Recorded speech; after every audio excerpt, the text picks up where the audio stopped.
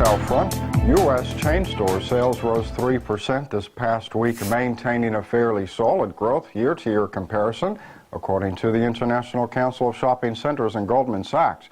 And off Main Street, Shop NBC reported a 7% increase in fourth quarter revenue, but the group still recorded a loss of about $9 million. That was down from a loss of $44 million. Jewelry had been Shop NBC's top performing product mix 1 year ago, but it fell to second place, representing only 20% of the mix. Watches, coins, and collectibles took top spot with 33% of the product mix. Brilliant Earth announced that consumers are being misled by the conflict-free diamond label. In a response, the retailer developed a new business model. Beth Gerstein, co-founder of Brilliant Earth, joins me via Skype call. Hi, Beth. Hi, Jeff. How are you doing? Oh, great here in the tri-state area with spring in the air. So let's address Kimberley Process. What are your thoughts on its effectiveness, and why can't consumers rely on the KP when buying diamonds? Well, frankly, the Kimberley Process has failed in its objective to limit blood diamonds from entering world markets. Brilliant Earth has always considered the Kimberley Process inadequate because it does nothing to address other human rights abuses, including child labor, state-sanctioned violence, worker exploitation, and environmental destruction.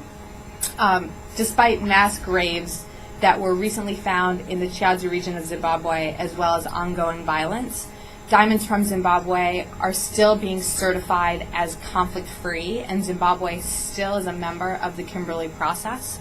So obviously this is going to undermine public confidence. In Brilliant Earth, we do not rely on the Kimberley Process because of its shortcomings, and instead we trace our diamonds from mine to final delivery to make sure that they're all ethically sourced. Okay, so how is Brilliant Earth going about educating the consumer now on conflict-free diamonds, gemstones, and metals? Well, Brilliant Earth is really leading the way in creating a new way of doing business in the jewelry industry. Our important part of why our business was created is to offer ethically sourced fine jewelry. Another very important part of our mission is to educate consumers about the current problems surrounding conflict diamonds and dirty gold mining.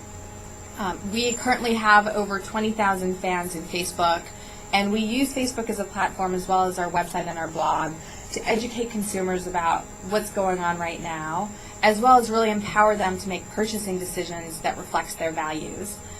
Recently, there was a petition that was circulated by a vase. 150,000 people signed it to suspend Zimbabwe from the Kimberley Process. So it's obvious that consumers show that they care, and it's important that for Brilliant Earth that we really educate consumers and show them the problem so that they can make educated decisions. Well, ideally then, now, what do you think everyone across the diamond pipeline could do right now to ensure that diamonds are mined, traded, and sold to consumers in an eco-friendly and sustainable way?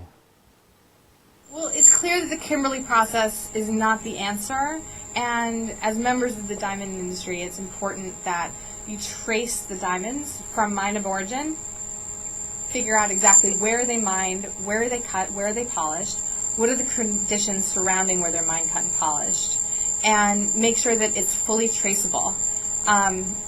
There are specific countries of origin right now that have fair labor practices, places like Canada, like Namibia, like Botswana, where we can ensure that the diamonds that we are purchasing as retailers are ethically produced.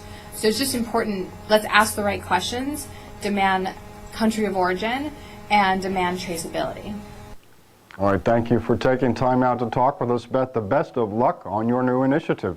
My pleasure, Jeff. Thanks for having me. Here is a look at how precious metals prices fared this week.